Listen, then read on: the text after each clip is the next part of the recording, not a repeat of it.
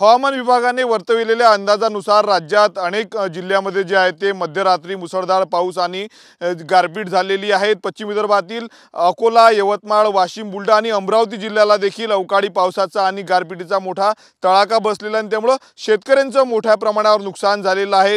सोमवारी रात्री जो आहे तो मोठ्या प्रमाणावर पाऊस आलेला होता आणि त्यानंतर मंगळवारी काल रात्री देखील मोठ्या प्रमाणावर अवकाळी पाऊस आणि गारपीट झाली आणि या गारपिटीमुळे जे आहे ते रब्बी हंगामातील शेतकऱ्यांचं पिकांचं मोठं नुकसान झालेलं आहे। कांद्याचं नुकसान झालेलं आहे। अमरावती जिल्ह्यामध्ये मोठ्या प्रमाणावर जे आहे ते संत्र्याचं उत्पादन घेतलं जातं, परंतु गारपीट आली आणि सोसाट्याचा वारा आला, यामुळे जे आहे ते झाडावरील संपूर्ण संत्र जे आहे ते गळून पडलेले आहेत। अमरावती जिल्ह्यातील चांदूर बाजार तालुक्याला जो आहे तो सर्वाधिक फटका या अवकाळी पावसाचा बसलेला आहे। चांदूर बाजार तालुक्यातील करजगाव असेल, थुगाव असेल, जसापूर या भागामध्ये जे आहे ते मोठं नुकसान झालेलं आहे।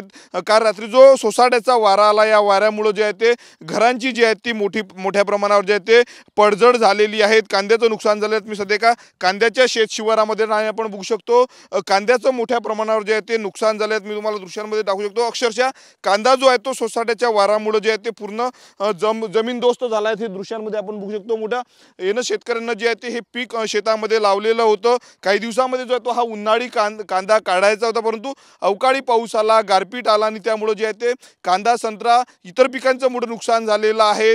पपईच्या बागांचं देखील नुकसान झालं आहे, केळींच्या बागांचं देखील नुकसान झालं। दुसरीकडे निवडणुकाची रणधुमाळी सुरू आहे, त्यामुळे अधिकारी सर्वेक्षण करणार का, पंचनामा करणार का, हा देखील सवाल शेतकऱ्यांनी उपस्थित केलेला आहे।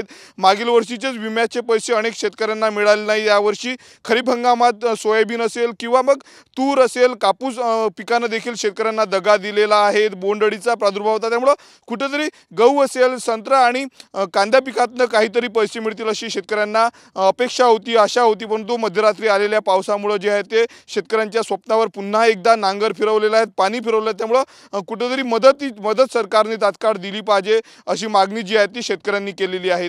कॅमेरामन अनिकेत दहातोंडेसह मी स्वप्नील उमप, TV9 मराठी, अमरावती।